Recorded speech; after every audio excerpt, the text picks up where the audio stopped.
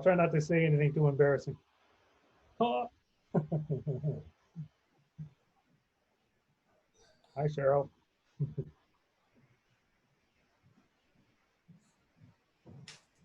think it would have been more fun if I actually wore that shirt. And then they'll think it's the only shirt I own.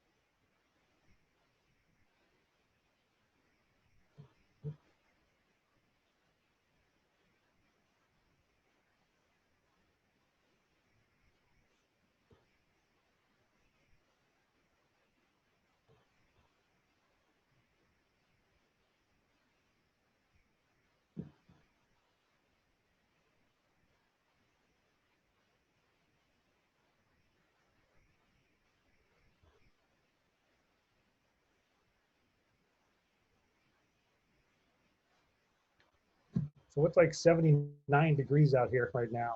Is it just as cold over there?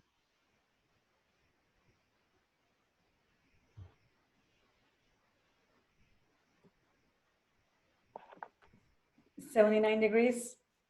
79 degrees. It's freezing here. How's life over there? Hawaii. All right, Chris, I'm going to go and get started. People started logging in. Well, good afternoon, everyone. I'm Ezra Calvert with Entrada Insights. Just a couple housekeeping notes before we get started. Everyone is on listen-only mode, and we'll be using the chat feature for questions and any remarks that you have. I'm already seeing some of the comments on the chat feature. Chris brought up the weather. He's complaining that it is cold in Hawaii. It's 79 degrees. So he's complaining, but here in Virginia, it's about above 90 degrees and really hot. So it's a pleasure to have Chris Cam with us today.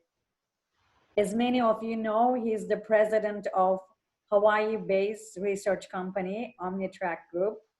He has been with the Hawaii Tourism Convention and Visitor Center for about 20 years prior to joining OmniTrack.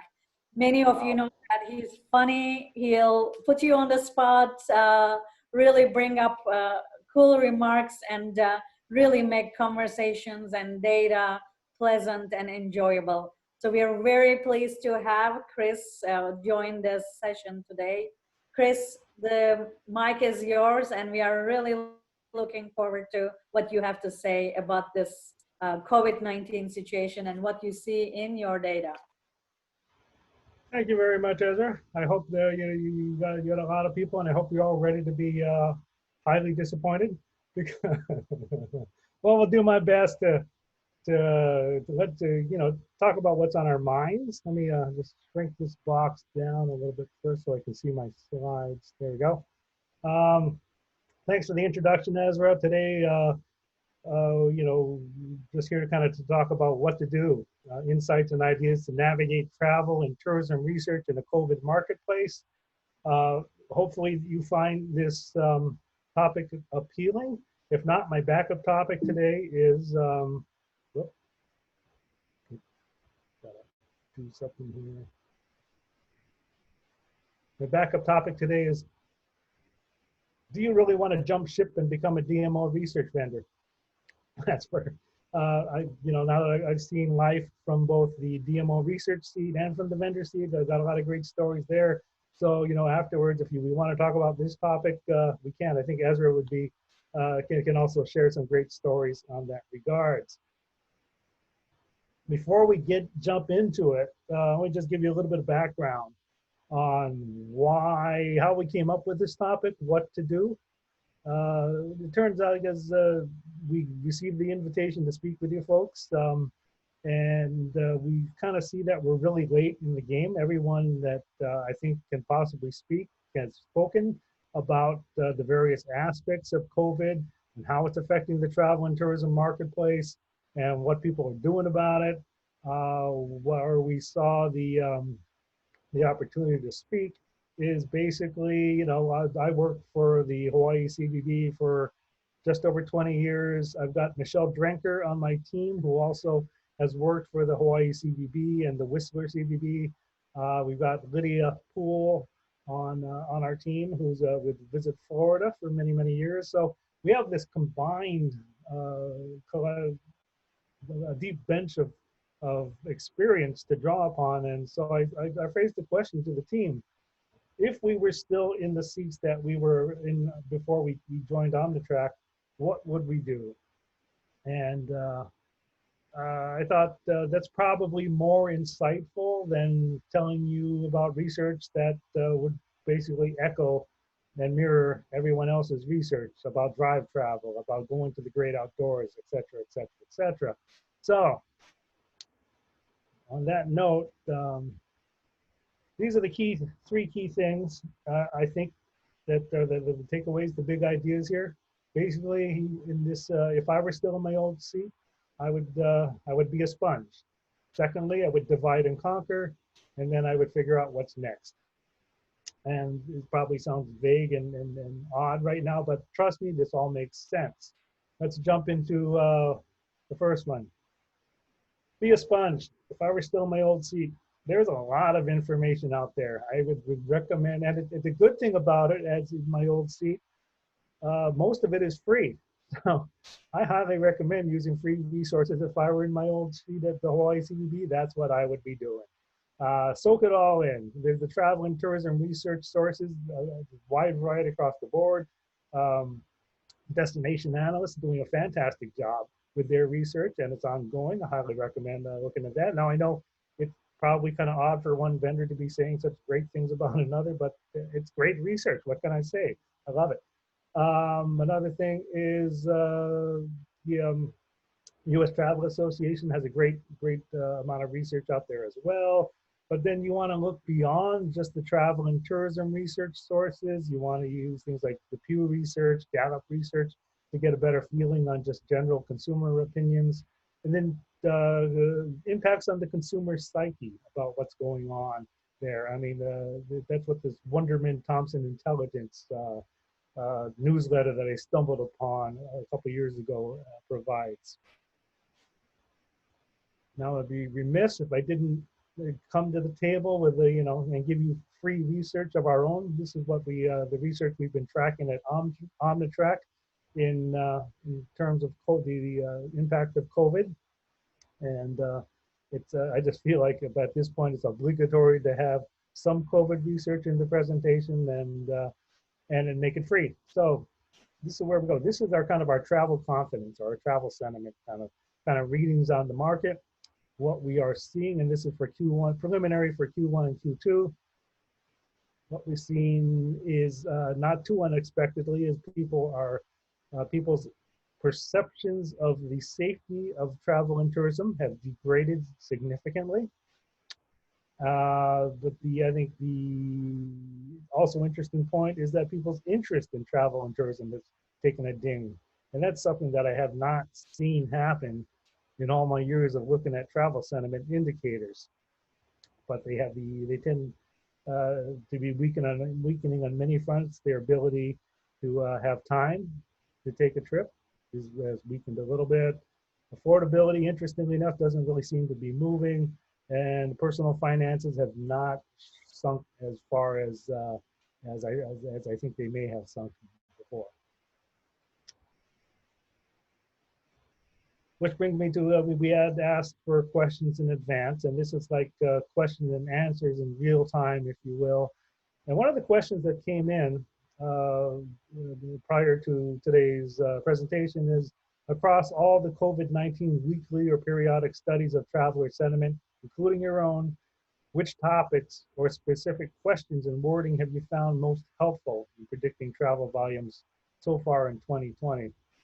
Well, I think first, historically speaking, I think when we look at the travel confidence or travel sentiment kind of indicators, typically it boils down to the perceptions of personal finance and affordability of travel tended to have an outsized influence on the direction of on correlation with actual movement in travel.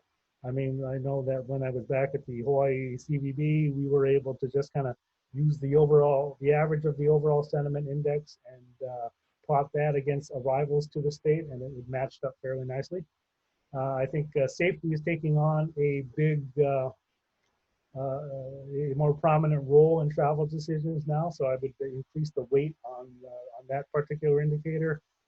And in the past, other indicators that we've used are perceptions of air service, as in nonstop versus connecting flights. We've used perceptions of exchange rates on the impact of travel demand, and we didn't really see much there. It didn't correlate as well as personal finance perceptions of affordability and now safety. Moving right along, this is kind of, we started doing COVID research just like everybody else in the early days back in March. People were kind of in a state of denial at the time, and they were still traveling. Then everything went bad as things started to close on our second wave, and they went into a stage of panic. And at that time, 40% of the people had plans, 60% basically didn't. I think the interesting thing through the soft opening stage, the recovery stage, when the market tried to recover and then stopped, uh, basically the number of people, the percentage of people with travel plans is it's ebbing downwards now, but it's holding kind of steady still at the same time. A lot of people are just waiting for that vaccine to be created before they have the confidence to hit the road again. And we have more insights on the vaccine in just a couple minutes. Another indicator that we've been looking at is incidents of travel. And we are in the market with our syndicated research, talking to about 9,500 people that traveled at least once in the past 12 months. And then we asked them, of those people that traveled in the past year, did you take a trip in the past month? The interesting thing about it is that 33% of the people we surveyed this month for their travel in the month of July said that they actually took a trip in the last month, in July, which is actually a little bit higher than what we saw in January. So people are traveling, just that they're doing it differently now. And what does our data seem, the preliminary data seem to be showing is that nature calls, if you will. It's experiences, and when we looked at travel activity participation, uh, activities related to nature, the beach, and active outdoor adventure were on the rise, higher than they were in the prior year at the same time. And meanwhile, probably not too unexpectedly, indoor experiences like entertainment activities, which involve casinos, nightclubs, shopping, and urban sightseeing were on the decrease.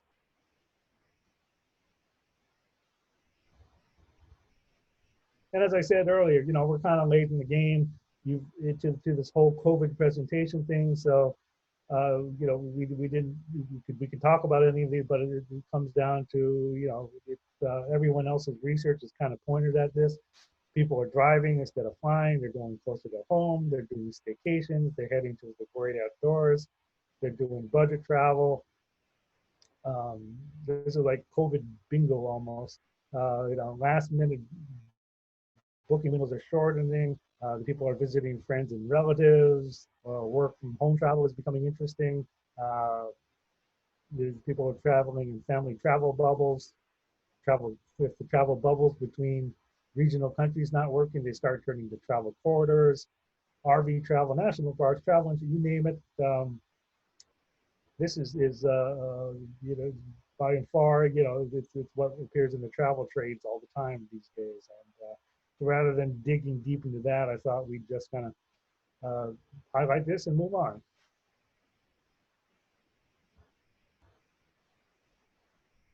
So moving on along the same lines, this was another question that came in advance of today's presentations.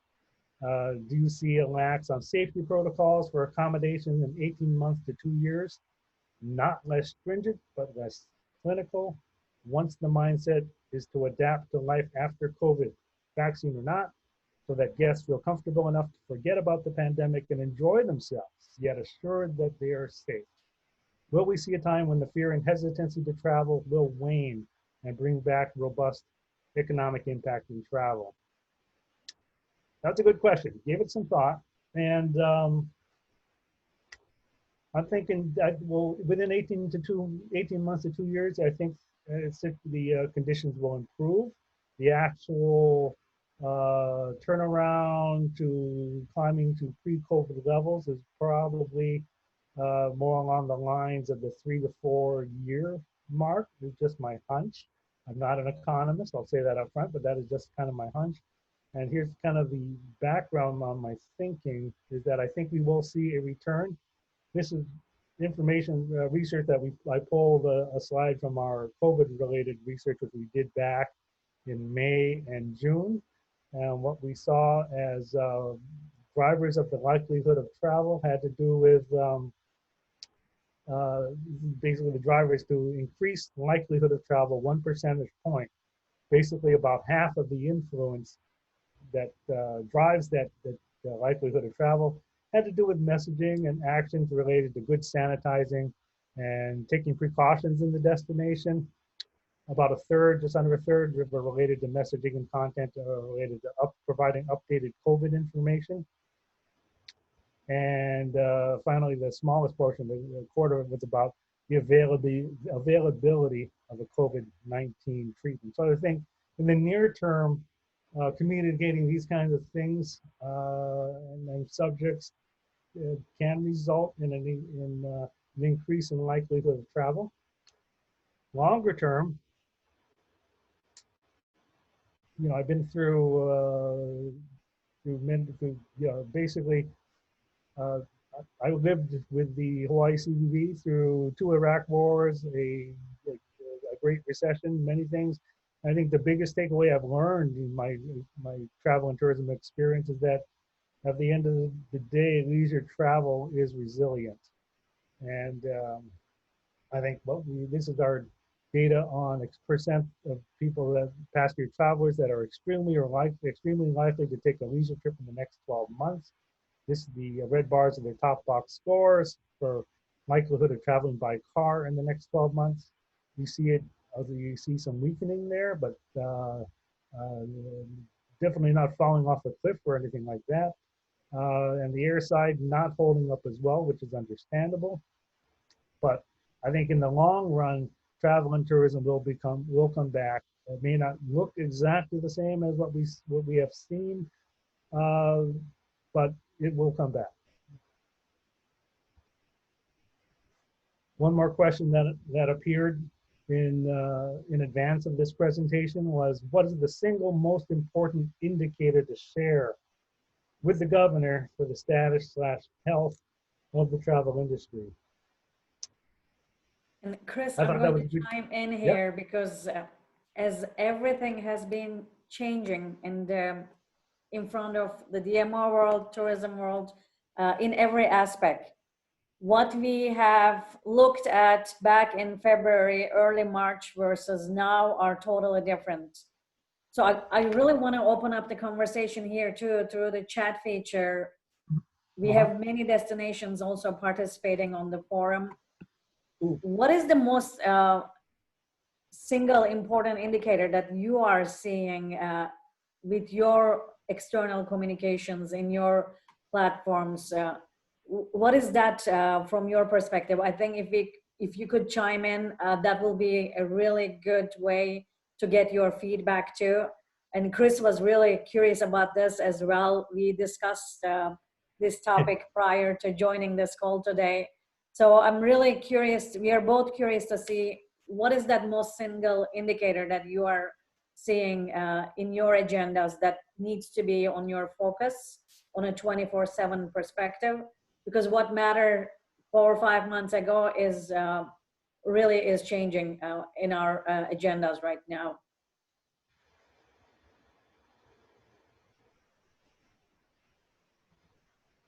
Anyone? Anyone? Anybody else? I put them all to sleep. So Yeah. that's a Deanne good has question. just put in her remarks, Chris. I'm going to read this out loud to everyone. STR weekly reports and the weekly numbers by state from tourism economics and shared by US Travel. So those are the numbers that Deanne is looking at, how the hotels are doing on a weekly basis, and those numbers that are shared by US Travel Association, those weekly changes from tourism economics. Diane Kettleborn also messaged us. She's looking at hotel occupancy on a regular cadence. I think this is something that we are seeing on a regular basis as well. And I really want to iterate something here. Some of the numbers that you are bringing in, Jennifer has just said that it's not a single indicator. There's more. Mark Brown is talking about the room revenue. Room revenue drives everything. It's the money slides that we look at. Chris Jennings, consumer perception and confidence studies. And Deanne is also looking at, on a monthly basis, looking at those industry codes that the state of Missouri looks at, those 45 industry codes. There's one commonality here that I want to reiterate. One thing that everyone is mentioning is that frequent data. Even the STR numbers that we have been talking about in the past, we have looked at those numbers on a monthly basis, economic impact numbers, perhaps on an annual basis, job numbers from industry codes on a quarterly basis. Now we have our eyes on data on a weekly, if we can, on a daily basis. I think that's the biggest takeaway. What else are you seeing, Chris, in terms of these indicators? What is changing and how we should be more proactive when we look at different data sets? In regards to this question, okay, let me, I guess, what would be my answer to this question? My answer is a little bit nuanced, I guess. Here's kind of the take I got on it. A lot of the conversation has been about health versus tourism, health versus the economy. You know, what we found out here is we're trying to shift the conversation to, it's not one or the other, it's health and travel and tourism. How do we open the industry responsibly? How can we how can we build relationships between DMOs and health departments to assure them that the travel and tourism industry can open responsibly? And we looked at our syndicated data set, and we just brainstormed a couple ideas on, just for example, for the state of Nevada, if they wanted to use syndicated data for health tracking, we thought there's basically two use case scenarios that we were thinking. Basically, I think you could provide insights into to model the spread of COVID due to the visitor industry, figure it out where people are coming from and then where they go to within the state, and then looking at their travel behaviors in the state, within the cities within the state. And the other big use case scenario is more proactive, even before people come to the state, is assessing the risk of potential visitor arrivals, looking at it on a market by market basis. So basically, it's taking our data sources within travel and tourism and applying them to developing closer working relationships with our partners in the state health departments and city health departments, and shifting the conversation not from the health versus tourism, but health and tourism. And Chris, also we got another remark from Nandini when you were sharing that very complex and eye-opening slide about Nevada. She Uh-huh. mentioned about trust. Trust in the information and organizations is very Mm, important to travelers, is seen in yeah. many studies. In your research, what are the trusted sources that travelers are using? Are DMOs trusted? That was a question that she brought up, and an excellent point. That's a great point. Uh, it's not me. What we saw from travelers is that they were listening to, in our COVID research, um, first and foremost, it was the state and national health officials. So Dr. Fauci, and then the Dr. Fauci's out there operating at the state and city levels really had the most trust in providing health information. Politicians were not particularly trusted, even though they tended to lead the the news conferences a lot. People just really weren't buying their story, and destination travel officials were kind of down towards the bottom as well. But really, it involved, if you wanted to get a trusted word out, it involved working more closely with your state and local health officials to put out travel advisories.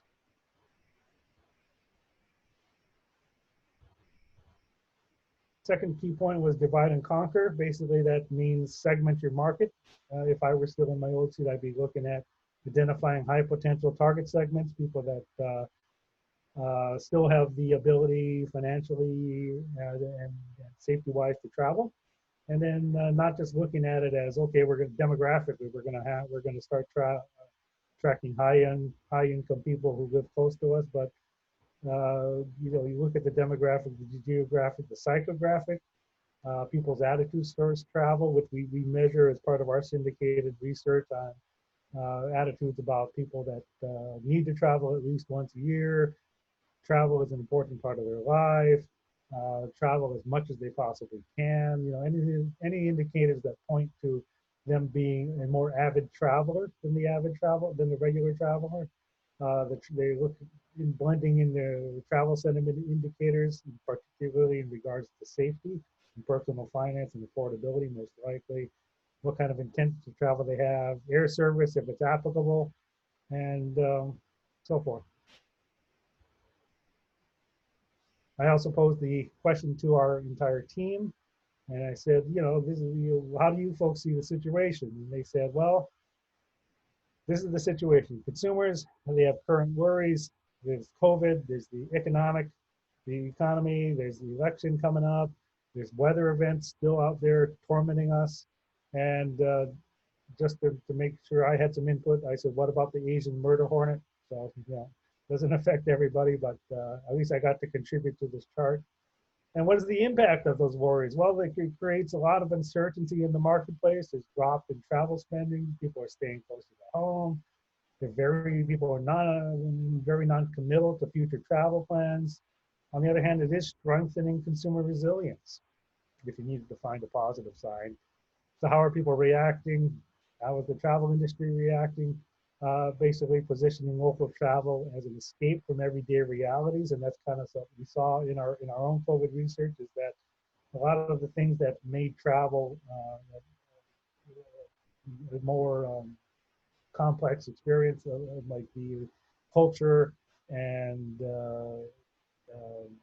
experiential travel, kind of started falling by the wayside in our measurements, and it was more about vacations, our vacations in the end. So who to target in today's climate? We're looking into this using our various data sources, but our initial findings are, road warriors. That's not too surprising. People with middle to high incomes who have not been impacted by COVID very much. Cost conscious spenders or lower income, somewhat impacted, but they can still travel. And finally, the work from homers, high income, and they really have no impact so far from COVID.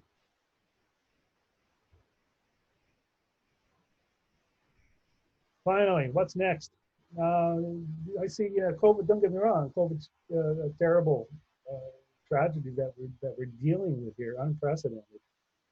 At the same time, it's also a great opportunity to stop, take a breath, rethink what you are doing, and while you're doing that, let's kind of think about what's just around the corner uh, for that will impact travel and tourism.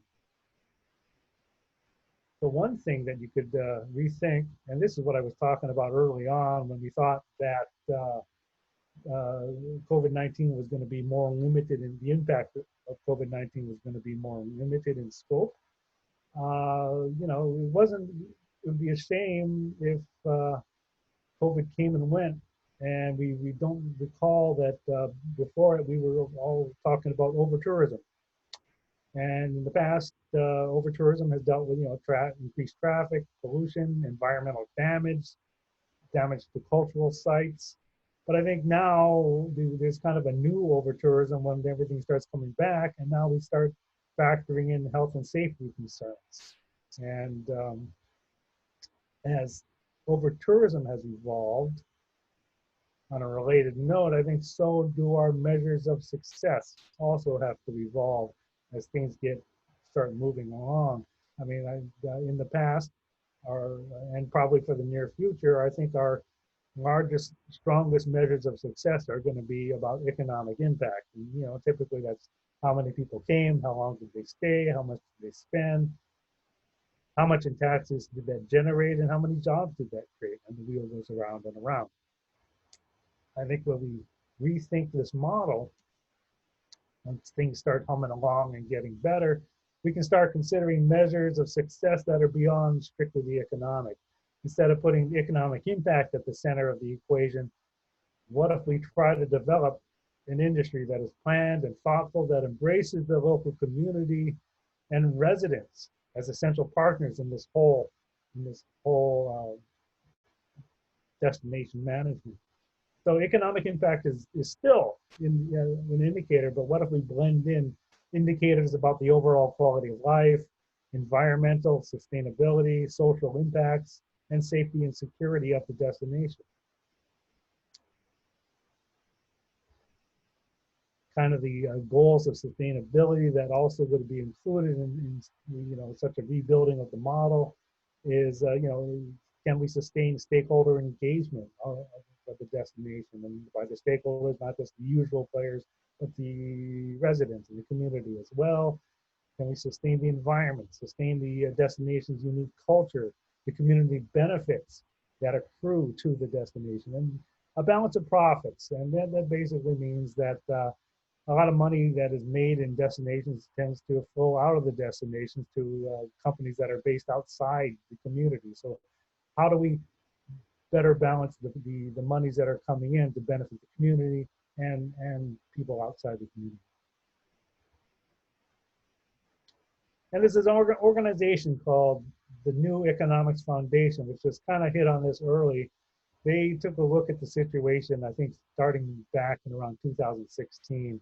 And they said, we see the economy's growing, but when there's surveys of residents of countries don't quite think the world is heading in the proper direction. So they came up with a happy planet index, which takes into account more than just the economic impact. The happy planet index is basically an index which measures the well-being of the country, takes into account the life expectancy, inequality of outcomes, as well as the ecological footprint of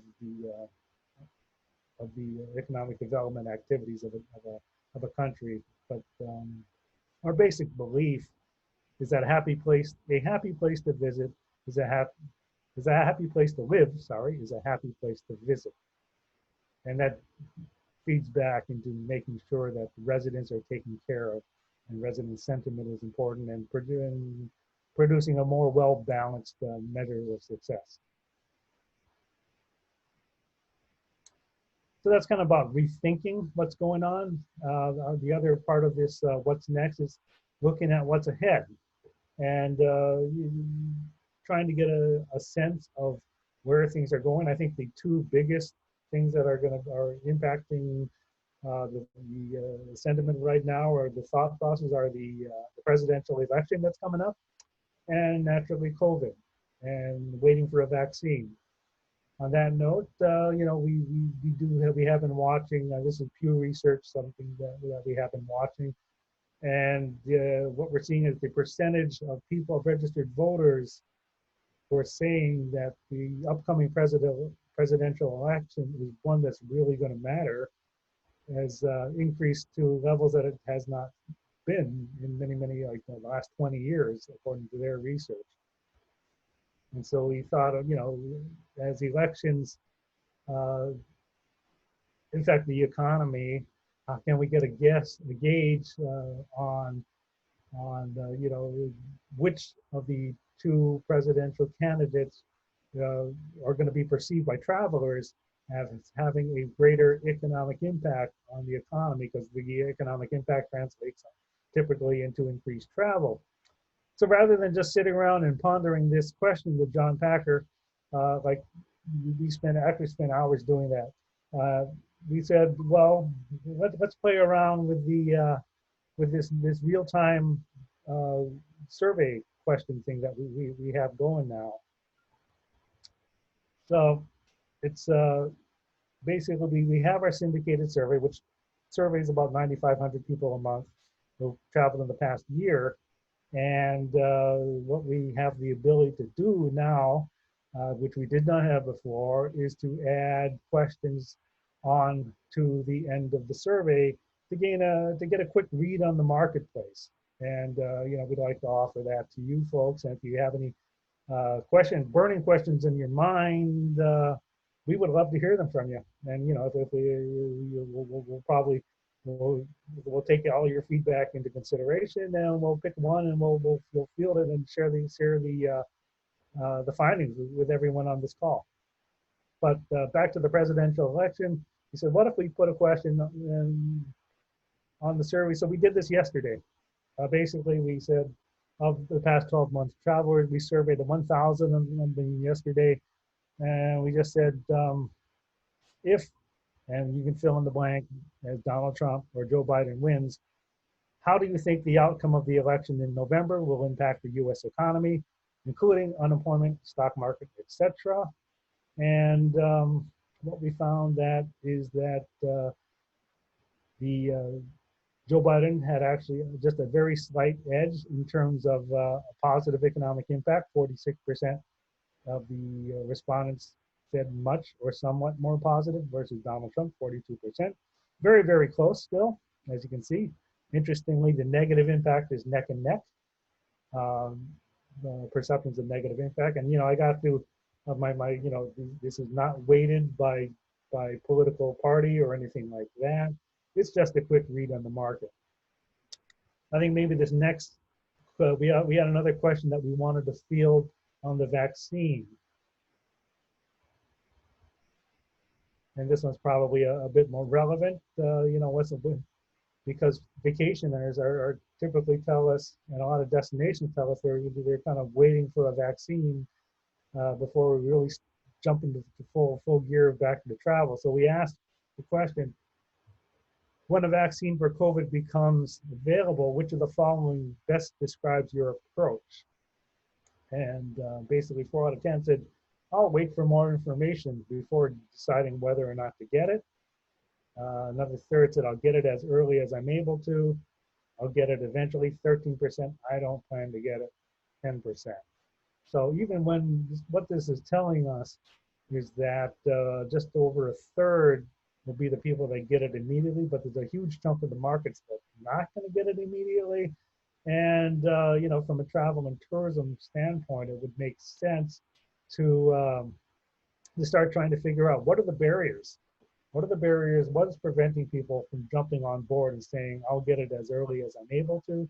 And what are the drivers that would increase likelihood of people to get the vaccine?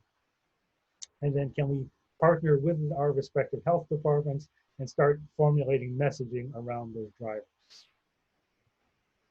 But that's the kind of real-time questions that we can get. But this was also fielded yesterday. We got 1,000 by the end of the day.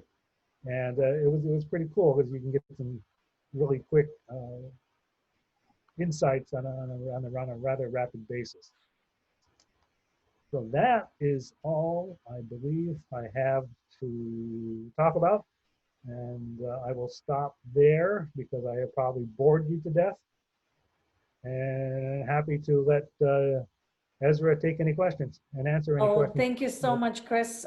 Lots of interesting points, especially regarding the politics and the availability of a vaccine, what will be next, lots of uncertainties ahead. We had one more remark, and by the way, we are going to be taking your questions, remarks through the chat feature, so please plug in whatever you feel is appropriate. Hugo brought a really good point on the chat feature. He mentioned about hotels not cashing in on revenues that are not related to the room itself. There are no weddings, no business events, less restaurants and bar sales, etc. It's a really excellent point that he has brought up, because when we look at some of the leisure destinations that are dependent on international and air travel, city destinations, and those destinations that are dependent on convention and Yep. meetings and group business, they are bleeding cash. And Chris, you are in Hawaii. What is happening with the hotel scene? Because some of the hoteliers I spoke to just on personal relationship and business relationships, they are trying, some of them are trying to break even, some of them are talking with legislators. At international destinations, we are seeing some packages, public policy incentive packages being implemented. Are you seeing anything that's innovative that are helping business and how to deal with this uncertain time from a revenue perspective, especially for those hoteliers that are really in a cash crunch? Out here is, I'm not privy to all the levels of conversations I used to be privy to as working with the DMO. But from the what I can tell you is what I'm seeing is our hotels and working with the CVB are running a program that allows healthcare workers and emergency workers to basically, uh, I guess, book rooms so that they don't have to go home and endanger their families anymore. I think there's a lot of other destinations are doing that as well. Um, Other than that, the hotels are talking about their own hotel bubbles, if you will, where especially the resorts, where you can go on property and you can stay on property, and they can set up some kind of electronic fencing, so not that you get shocked when you hit the fence, but it sets off alarm if you leave the hotel property, and they kind of see that as a short-term solution that will bring in some business to the state. And the other thing we've been trying to put in place is just pre-testing of visitors, and you can do that when you have a moat called the Pacific Ocean around your destination, and you can require that visitors get pre-tested within 72 hours of departure, and and be able to present a result that they tested negative prior to arrival. Chris, you brought an excellent point. Some of the casino hotels are also doing that, especially from an employee's perspective. People's Yeah. safety is first, and it has, so far, it seems to work. Regular testing within staff and that diligent aspect of business when it comes to safety standards. But we are still going to see some group travel, those segments of the business are poised to grow at a slower and a longer period of time, unfortunately. Switching topics here, Jennifer Griswold brought up a different perspective. In Divide and Conquer, you said to focus on cost conscious, Chris. But what are your initial thoughts or insights on luxury mega travel? I would do it if I could. No. uh, I'm just a starving vendor now. But I think the luxury, that's an interesting segment because I think there's a very high end. And what you see, I've seen the travel trade coverage of it about the, people are like forming their travel bubbles with other families that they believe to be clean, if you will. Um, and they will charter their own private jet to their own private estate, and they will stay in a castle, and so they create their own isolation, be it a separate island or a very remote location where they can where they can do the vacation experience apart from anyone else, and they don't really have to worry about uh, COVID infections or anything like that. I think there is a market. I don't know how big it is for the very high end luxury experience, um, but we haven't really dug into that much. But yeah, I see it increasing. Maybe there might be a potential for maybe not the highest end, but maybe a higher end from the timeshare perspective. I mean, what we did see in some of our COVID research is that, interestingly enough, the vacation rental market and the timeshare accommodations were not perceived as risky as going to hotel properties when we looked at risk of infection. Thank you, Chris. And when we look at some of the luxury travel components, I have seen that with private charters, private air trips, in some segments, those micro segments, very, very niche segments, we are seeing an undersupply. Whereas when we look at the overall travel spectrum, because of this slower demand and the situation, we have an oversupply. So that is a really interesting balance that we'll continue to see. Mark Brown had a question. What is your time horizon for maintaining the COVID-19 research? Another uncertainty.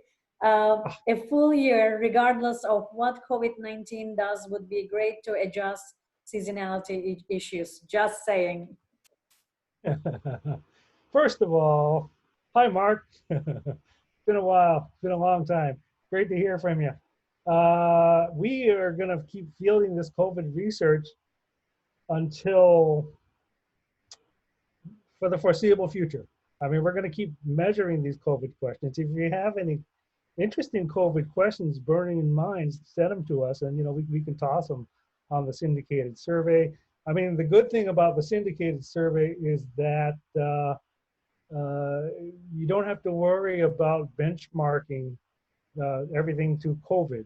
You can benchmark basically for the last 5 years, or if you really wanted to get risque, then you go back to 2006 when I sat around the table with a whole bunch of other people and developed a product called Travels America. But the good thing about the historic data is it gives you the old normal, which you can compare to the new normal. And I think that's the strength of this. So yes, we are able to measure.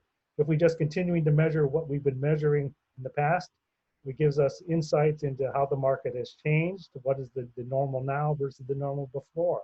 But I think we also have the opportunity to add on questions that anybody has in mind and provide additional insights, and can keep those as tracking questions as well. Yeah, what's normal, or I've been calling it the new abnormal. Nothing is normal. I haven't been normal in years myself, so. Thank you, Mark, for that question. So, Chris, I wanted to bring another perspective to everyone's attention. In your surveys, it says that 6 out of 10 people literally have no travel plans. 6 out of 10. So what are these people doing? Have you been asking them what they're doing? Everybody's stuck home. Like we quit living. And I think from a needs perspective, it's a really good point to look at from a messaging perspective. You mentioned about people are worried. They're worried about their health. Now we are Mhm. seeing some signs of financial health as well. Uh, what are these people doing? 6 out of 10. Like, how are we changing our lifestyle on a from a consumer perspective? What have I been reading? I've been reading about they have, gosh, what is it? I don't remember where I was. It was about this new social hermit lifestyle that people are embarking in. And I think, yeah, we on our own surveys, we don't dig into that. We do dig into this. What that chart doesn't show is that's actually a composition of two questions. No, the option is when we ask them about travel plans, we also say, I have no travel plans for the next 6 months, or I have no travel plans, but I'm considering travel. And I don't recall offhand what that percentage is, but the certain percentage of them are considering travel, and be happy to share that with you. But I think we do not do any of our, we have not dug into what are people doing right now with all, with all this spare time they have. We hopefully they're working from home, like I am and like many of us are. Um, um, Yeah, even the average working day has increased. That's something that we are also seeing. I think with these changing habits, with the changing message, we are going to see a lot of different behaviors. People are working longer. Everybody has become a social hermit. I love that yes, that perspective that you brought in, and you also talked about that the perspective of messaging, what consumers are prioritizing. About health is about health and safety concerns, but the yeah. other health was from messaging. Anything that strikes you from a destination perspective that you are seeing like really creative from a messaging aspect? Well, some of it that we saw was a return to basics, a return to the essentials. So the danger in this is, travel tends to be discretionary. So when they start slicing discretionary activities off of what they're doing, they suddenly realize that they don't miss it.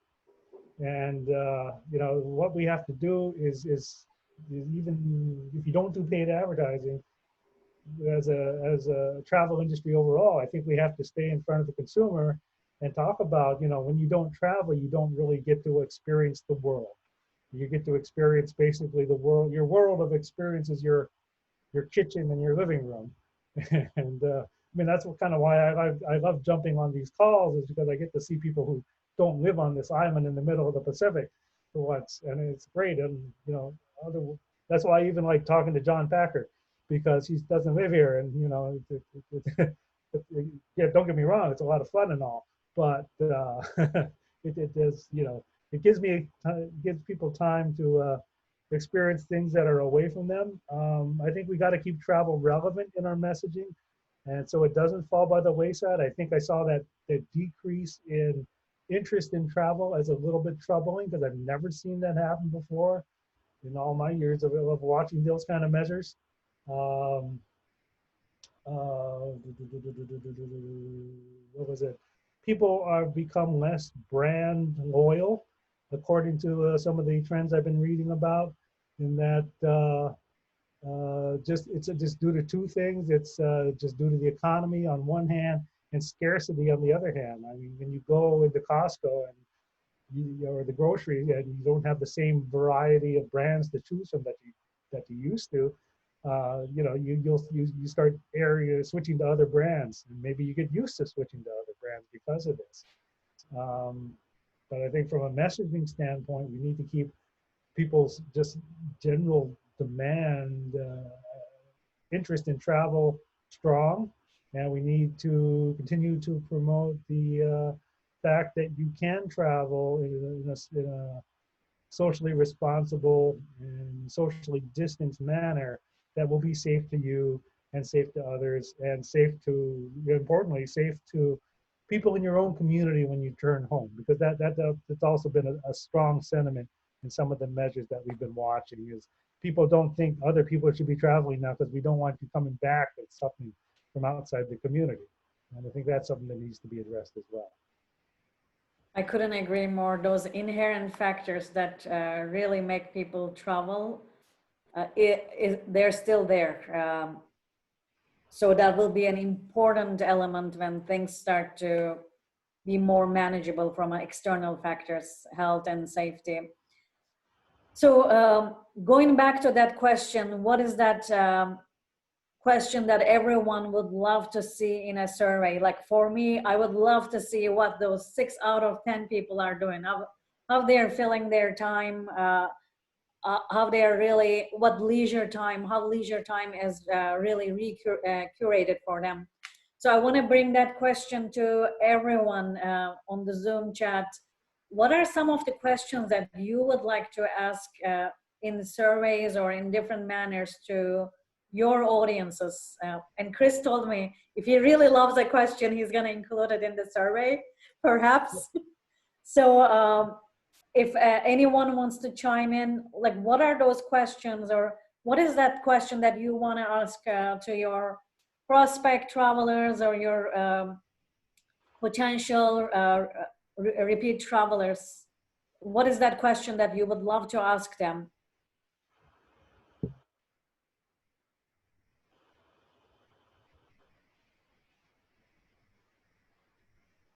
Everyone is still shy, but Chris, that was my really burning question. What are those 6 out of 10 people are doing? But if anybody has an idea, can I say that they can email you, Chris, you and John? John Packer is also online. Here's my email address. Perfect. So we still have a couple minutes, and I want to ask some closing questions to you, Chris. You have mentioned about sustainability metrics. I love that perspective. How do we come to a place of balance where we are looking at the economy plus all those intangibles? What are some key early wins for destinations and businesses that they can keep these perspectives practical? Because at times it's so complex, it becomes overwhelming. What are some from a measurement perspective? Oh, measurement perspective. That we are currently digging into that, but I think really the key ones from the work we do in the Hawaii market is quality of life. I mean, the residents will be far more apt to, I mean, typically in the past, it's arrivals go up, resident sentiment towards the visitor industry goes down. And we were trying to figure out a way to be able to increase visitor traffic and strengthen resident sentiment at the same time. And I think that has to do with taking a deeper dive into the to specific measures regarding the residents' quality of life. Does the industry provide entertainment and dining options, impact on their residents' ability to get affordable housing, keeping affordable prices in the market? I think resident sentiment measures are going to take a very interesting turn now due to the impact of COVID. I think the curves that we used to see, whereas really as residents residents really start appreciating the industry more when we see a downturn. Well, this is a downturn that we haven't seen in many years or perhaps a lifetime. I mean, especially for Hawaii, we're down like 98% out here.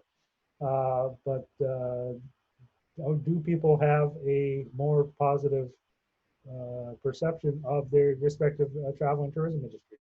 I think that's something we're going to be diving into the next couple of months and charting that as the industry turns around. But I think quality of life is really the key area I would focus in on. Quality of life, yes. I love that perspective, and that's definitely a great perspective towards our closure. One question that came up from Deanne, and I will pose this as our last question.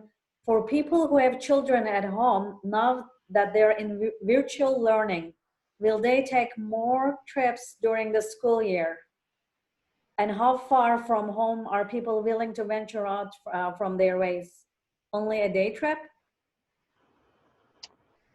That is a good question, and one that we have been trying to figure. That I was theorizing, hypothesizing that the other week, saying now that a lot of this is remote learning, it gives you the flex, and a lot of work is remote work. It provides an additional level of flexibility to travel.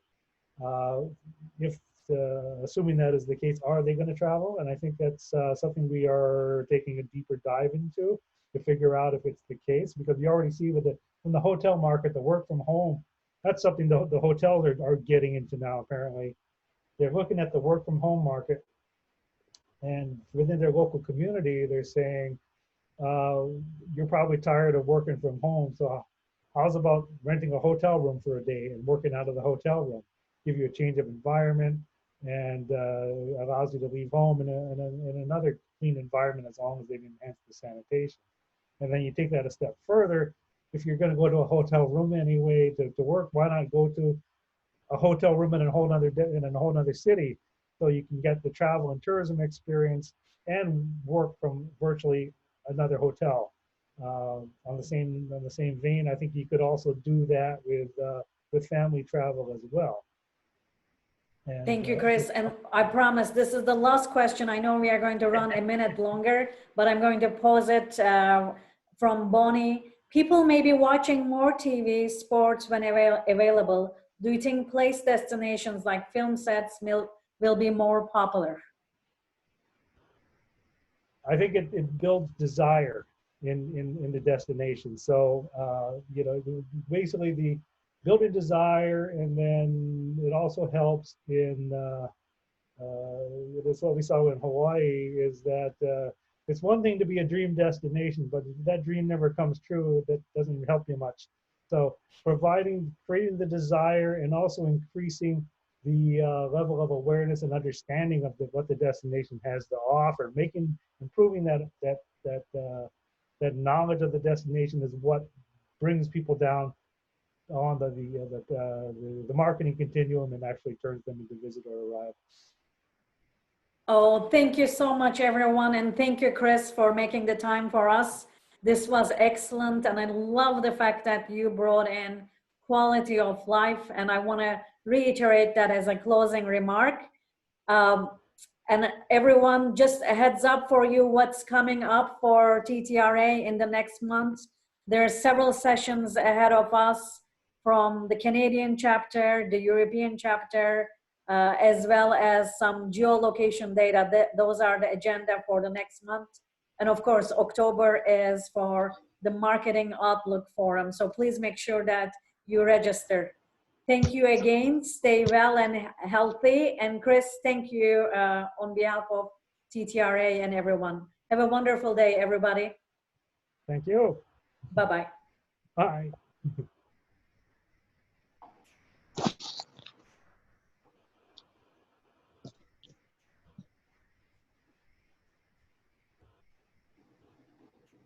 Thank you very much, all. Thanks for Ezra. Thanks for Chris for such great information. This is Wagi from Egypt. Hope to have more information from you next week and next month. Thank you all. Thanks, Chris. Right. You're welcome. Aloha.